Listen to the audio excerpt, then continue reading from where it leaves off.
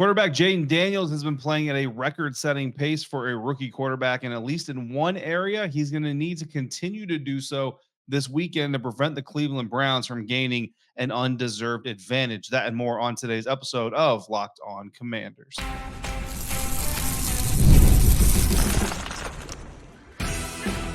You are Locked On Commanders, your daily podcast on the Washington Commanders. Part of the Locked On Podcast Network, your team every day. Welcome into today's episode of Locked On Commanders, part of the Locked On Podcast Network, your team every day. I'm your host, David Harrison, credentialed member of the media covering the Washington Commanders for Sports Illustrated's CommanderGameDay.com. You can also find me writing about the Washington Commanders this season at WUSA9.com. I'm here with you every Monday through Friday. I appreciate you coming through today, and a special thank you goes out to all of our everydayers for coming through every single day. Locked On Commanders is your daily podcast covering the Washington Commanders. If you haven't already, please subscribe for free on YouTube or wherever you are listening to today's episode, in which we are going to dive into the pregame predictions for the Washington Commanders hosting the Cleveland Browns this weekend. Talk about how the Commanders can keep this Browns offense leashed, being a key to the victory this weekend. But we're going to start it all off with Jayden Daniels continuing the rookie record-setting pace that he is on through the first 4 games of the season. If you want to get even more out of the Locked On Commanders podcast, all you got to do is sign up to be an insider by going to joinsubtext.com/LockedOnCommanders today. From there, you can text me your thoughts, your questions, your opinions. I'm going to text you a lot of the same. Plus, you're going to get inside information, bonus content, and access to insider-only Zoom conferences that are happening right now on about a weekly basis. Planning on doing another one Saturday afternoon pregame before the Washington Commanders host the Cleveland Browns. And then we're looking to do one again postgame immediately following the live episode. I'll be trying to fire up that Zoom conference for insiders again, like we did in Arizona. Seem to appreciate it and like it. So we're going to do that again. Join subtext.com/LockedOnCommanders to become an insider today. Today's episode is brought to you by FanDuel. Place your first $5 bet. You'll get $200 in bonus bets guaranteed. Visit FanDuel.com to get started today. We went through our 3 must-dos for the Washington Commanders to get a win in Week 5 over the Cleveland Browns on our crossover Thursday episode. Jeff Lloyd of Locked On Browns came through.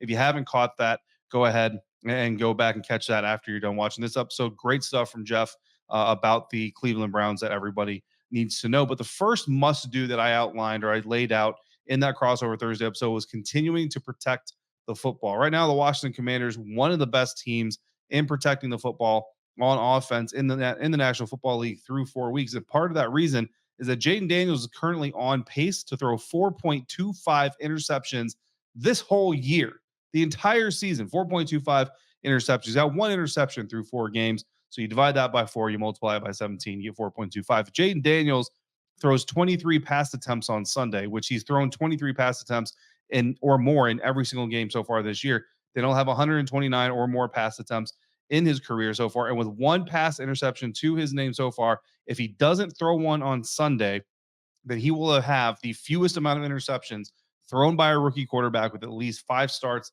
in the history of the NFL. That according to NFL StatHead. Now, even if he throws one, he'll be tied for the lowest through the same metric with 2 of them. One of those other quarterbacks actually is Jeff Driscoll, who started 5 games in his rookie season for the Cincinnati Bengals and threw only 2 interceptions. So pretty good efficiency there from Jeff, apparently passing on some of that efficiency to Jayden Daniels. Of course, Jayden was always very smart with the football, very efficient quarterback at LSU as well. So not really a big surprise there. But in the history of NFL quarterbacks with 5 or more starts in their careers, in their rookie seasons rather, in their careers, Daniels enters this 5th game in position to have the best completion percentage of all of them, the best interception percentage of all of them, the best passer rating of all of them, and the 4th best adjusted net yards per attempt, pass attempted average out of every single rookie quarterback to ever start in his first season. That, again, according to StatHead. So when you look at this team, there's a lot of things that are going well, right? The offensive line has certainly played better than I think most expected him to.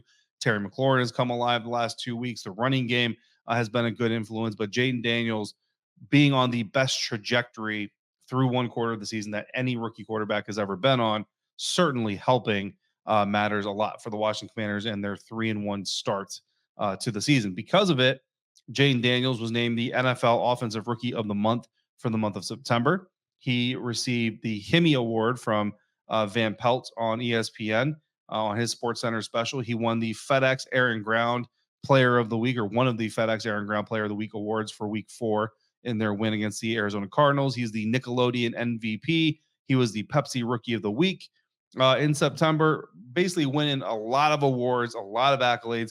But a lot of people are going to tell you that football doesn't really start in the NFL until Week 5. They call Week 1 like the quote unquote final week of the preseason, but it counts.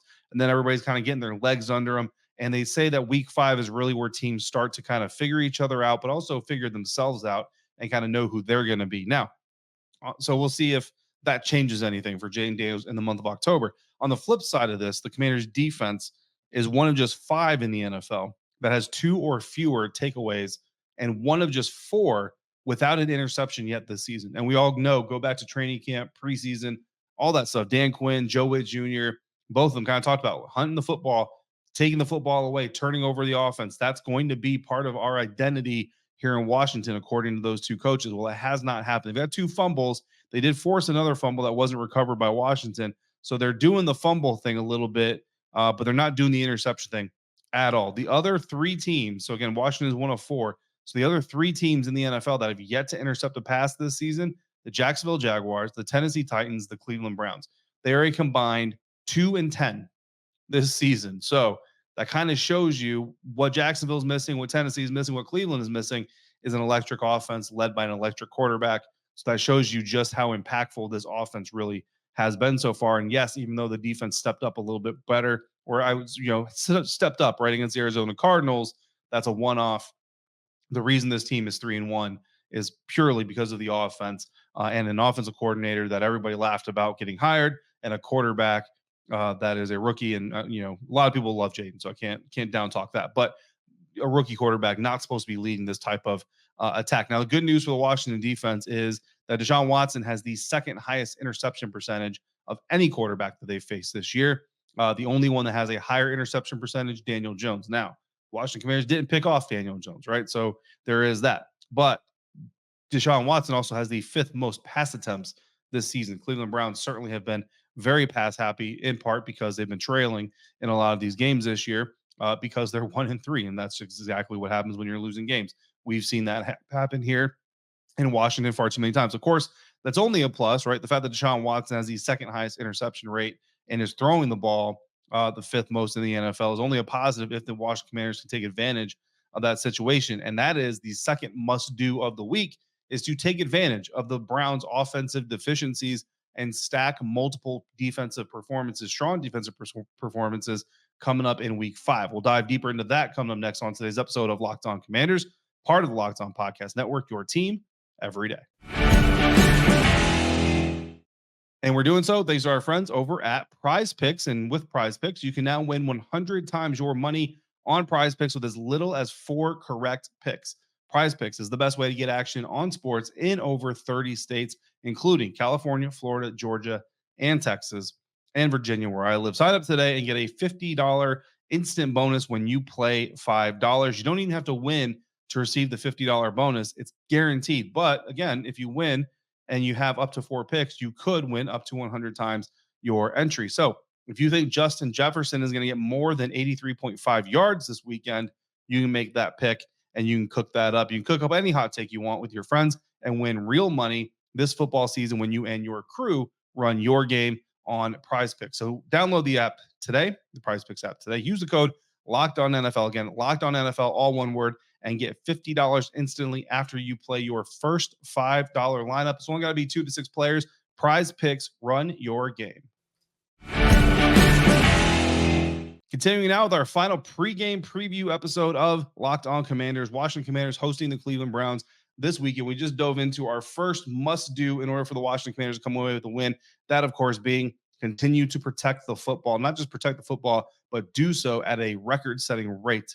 Jayden Daniels, again, on track to have the best interception percentage, rate percentage, whatever, of any rookie quarterback in NFL history if he continues to protect the ball the way he has so far. The second must-do for the Washington Commanders is to get takeaways, play holistic defense. Bottom line up front, let Cleveland's offense continue to struggle. Don't give it avenues to escape. You got to tackle, you got to cover, you got to rush the passer. Basically, if you do what you did in Arizona, and again, I tell you guys all the time, you can't say, well, if they play like they did last week, they would lose to this team or beat this team, because every week is different. But if you have a good performance, you are of course coming in looking to replicate the performance, not necessarily replicate. You can't just say, well, we called this play first and that play second, yada yada yada, right? So let the Cleveland Browns continue to struggle. Deshaun Watson right now is the 17th highest interception percentage. That isn't the worst in the league, right? But it also isn't a great ranking to have in the NFL through 4 games. Deshaun Watson's also the 32nd ranked quarterback in successful pass rates. So, right, for first down, you want to gain at least 40% of the yards you need to gain. Second down, 60%. Third down, 100%. Fourth down, obviously 100% as well. And Deshaun Watson's passes right now are being successful at the worst rate of any starting NFL quarterback. The only quarterback that qualifies to be ranked in that category and has a worse ranking is Bryce Young, who's no longer starting for the Carolina Panthers. So that tells you about how bad Deshaun Watson's past successful rate has been this season. The Browns offense has the worst yards per play average of any team in the league, and they have the worst passing yards per play average of any team in the league. Their run yards per play average is actually ranked 18th, so close to the middle of the pack, but their rush yards per game is only 26 per game because, again, they're trailing. So they find themselves having to throw the ball a lot when their rush game is actually the better side of them. Nick Chubb, by the way, not playing this weekend, just like we predicted. We'll get into the injury report again a little bit more later on down here in the episode. Now, on the way to all those poor offensive rankings, the Browns have faced the Dallas Cowboys, they faced the Jacksonville Jaguars, the New York Giants, and the Las Vegas Raiders. The toughest defense statistically of all of those defenses is the New York Giants, which ranks 16th in the league in NFL in yards allowed per play. So the Browns offense is not being successful. They're not producing through the air. They're producing okay on the ground, but they're not being able to rely on it. And they're not even facing any defenses that are in the top half of the league as far as yards per play allowed so far this season. Now, the Washington defense also is not in the top half of the league. They're ranked 31st in the league in yards per play. They're allowing 6.21 yards per play this season. But if you go just back to last week, they only allowed 5.1 yards against the Arizona Cardinals offense, and that offense has been averaging 5.72 yards per play, which ranks 12th. So they're 20 spots better than the Cleveland Browns per play in yards produced, yet the Commanders' defense was able to shut them down to the tune of 5.1 yards per play, which is about the 11th place ranked defense in the league today, if that's what they were doing every single week. So when you consider how much more the Browns offense has struggled compared to the Cardinals offense, if the Commanders can come out with the same energy, same game plan, effectiveness, and all that stuff, should be able to hold the Browns offense down pretty well all game long. Maybe even get another takeaway, maybe even get their first interception of the year. Perhaps. The third must do of this game, control the field on special teams. Dan Quinn called last week's win over the Arizona Cardinals the most well-rounded or the best team win their team has had all season long. Kind of a no-duh comment, right? But it was also a very accurate comment. So I came into this week and said, you know what, let's keep that theme. We have an offensive must do. We got a defensive must do. Let's get a special teams must do. The special teams needs to come through the way that it has really for most of the year outside of week one, before they finally settled on their fifth kicker, who turned out to be their best kicker. So not only that, making kicks, right, but continue if and when you have to punt, right? Hopefully this team doesn't have to punt. It'd be great to keep that streak going. The new non-punting streak that began last week after Tressway's first punt in a few weeks. Keep that streak going, right? But if Tressway's out there, beat Tressway, man. Flip the field. The coverage was really solid on kickoffs. Coverage was really solid on the one punt that they did have to kick. And the tight end group came up big in those coverage. Colson Yankoff made a big tackle. Ben Sinnott made a big tackle. So let's keep that energy going. And look, running back Austin Ekeler is returning to the field after suffering a concussion against the Cincinnati Bengals. Missed the Arizona Cardinals game. He's been cleared. He's been practicing all week. So if he's fully healthy, right, which this team's history of dealing with injuries would tell you that if Austin is playing, it's because he's fully healthy to play. Then maybe he's back there for kickoffs again. Maybe let's see if we can get Austin Ekeler a kickoff return for a touchdown, but actually keep it and not have it penalized and called back. So special teams, keep doing your thing, man. Keep going out there and give the Washington Commanders another advantage over the Cleveland Browns, and especially in coverage. Don't let the Cleveland Browns have an inch, right? Last year, we've called it in the past when this team is facing underdogs. It's only a 3-point spread, so it's not a huge underdog situation. But either way, when you're facing an underdog, do not feed the trolls, right? Do not let the trolls have anything to eat. Don't give them anything for free, because that is when teams become incredibly dangerous. So on special teams, make sure you're not giving up any big returns. Try to get some big returns of your own. Maybe turn one of those forced fumbles into an actual fumble and a recovery, things like that. So holistic, well-rounded, three-phase win for the Washington Commanders. That, of course, is the goal, and helping them do that will be Austin Ekeler. However, not helping them do that will be wide receiver Noah Brown, who is out in this game after the week's final injury report. He's got a groin injury he's been dealing with all week. So he'll be out. Now, for those who are worried, he came from the Houston Texans banged up and all those things. I know it did have multiple injuries, but the big one that he had in Houston that ultimately led to his being released was a shoulder injury. So it's not the same thing, not related as well. The three players that came back from IR today, or at least were activated, had their practice windows activated from IR this week. Two are doubtful. One is questionable. Marcus Mariota, the quarterback, backup veteran with a pec injury, is questionable for this weekend. F.A. Obata with the leg, Jordan McGee with the knee, both doubtful for this weekend. So those hoping to see Jordan McGee make his NFL debut this week may have to wait another week. Brian Robinson Jr., the running back, is questionable with a knee injury. Dan Quinn says he's looking great, definitely trending in the right direction.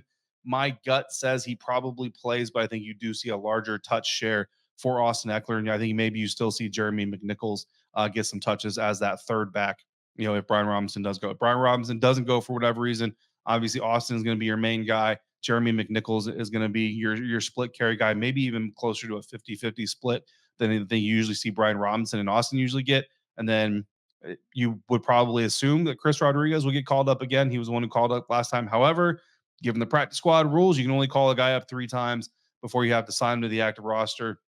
So maybe they go with Michael Wiley this week and bring him up in hopes that they don't really need to use him, but you have him there just in case. On the Cleveland Browns side of things, like I said, running back Nick Chubb had his practice window activated this week. However, he has been ruled out. He is not going to return. Would have been incredibly stunned if he did return in this game. Offensive tackle Jack Conklin has had a hamstring injury this season. Did not practice on Wednesday, but he was limited Thursday, Friday. He's questionable, certainly trending in the right direction for the Browns. Michael Dunn, the guard, is also questionable. He's been limited all week with an illness. Multiple players out. 4 other Cleveland Browns out for this game. Linebacker Jordan Hicks, who's a starting linebacker, my understanding, for the Browns. He's out. Naheem Hines, a running back with a knee injury, is out. And offensive tackle James Hudson with a shoulder injury, also out.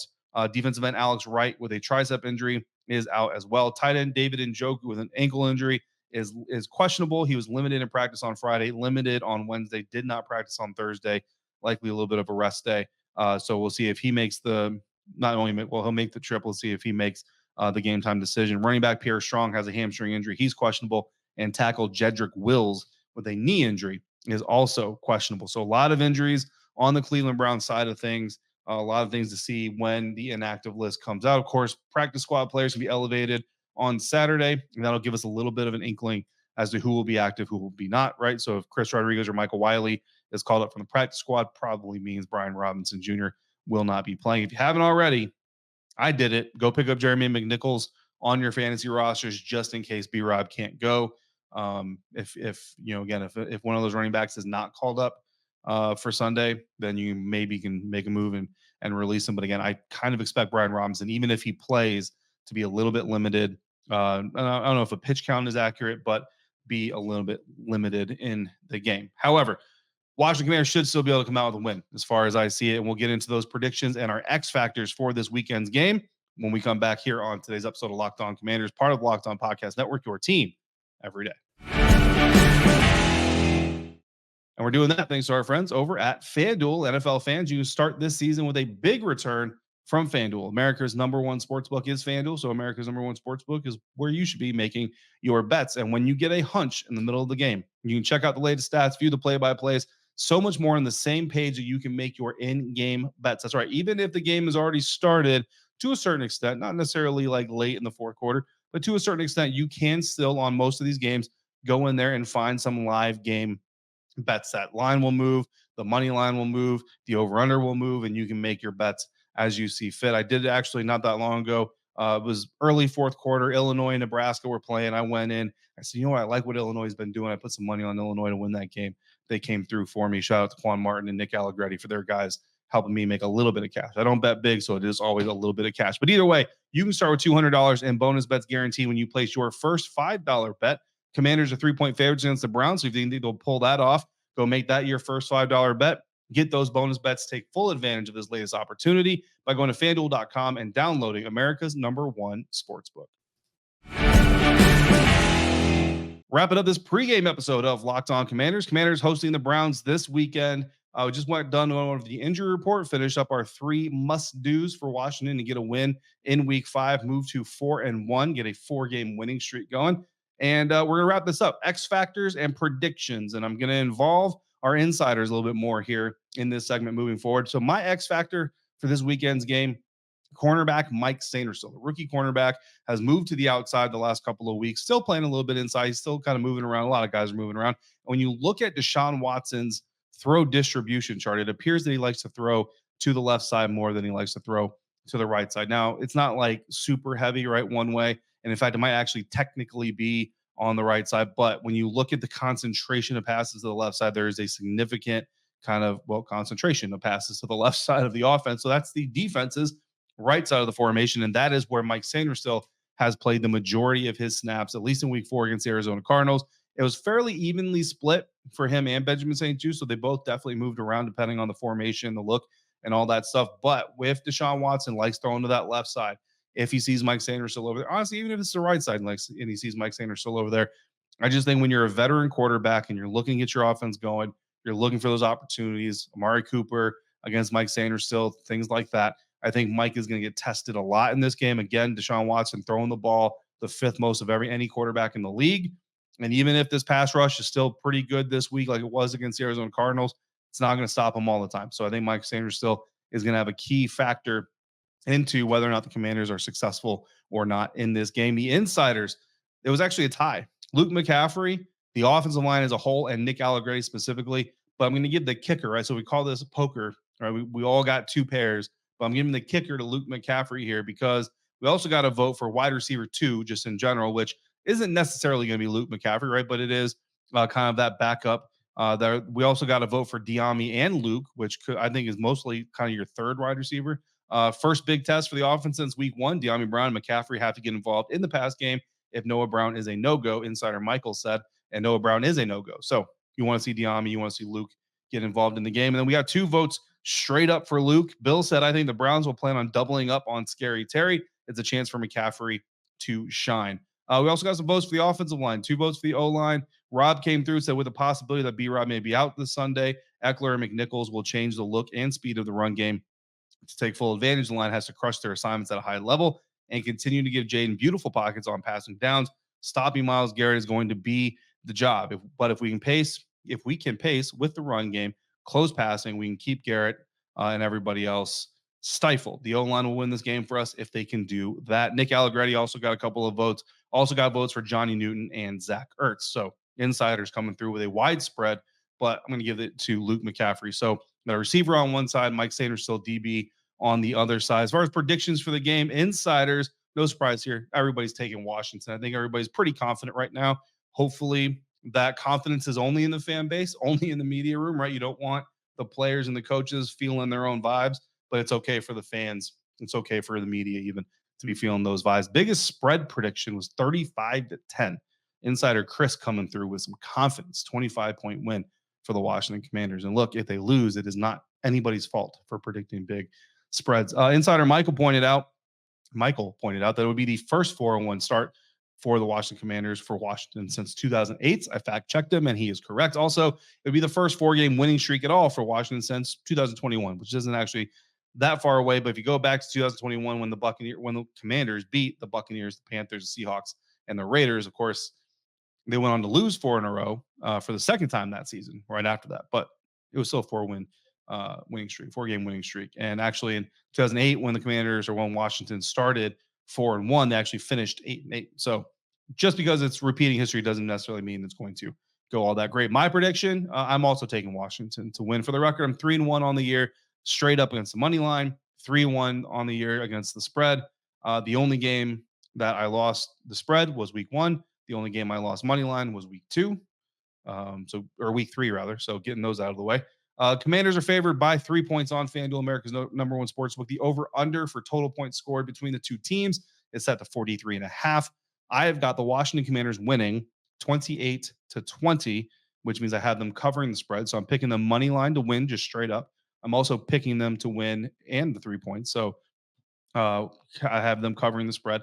And I've got 48 points predicted, which is over the 43.5 points over under. So I'm taking the over on that and the Commanders and the points. Those are my predictions. Those are your predictions. On the next episode of Locked On Commanders, we will talk live from the service of Northwest Stadium in Landover, Maryland, hopefully following the Washington Commanders' fourth win in 5 weeks of the NFL season. In the meantime, if you've got questions or comments, all you got to do is text them to me. Go to joinsubtext.com/LockedOnCommanders to become an insider today. You can do that. You'll also be getting texts from me all game day long, and you can join me after the game, after the live episode, for a little bit of a insider-only Zoom conference where we can talk a little bit freer, a little bit less formal, and have a little bit more of a back and forth. And you can walk out of the stadium with me just like we did State Farm Stadium last week in Glendale, Arizona. For your next listen, check out the Locked On NFL podcast in the morning. Madman Tyler Rowland kicks you off with a double shot of NFL espresso, then roll through the barbershop with Tony Wiggins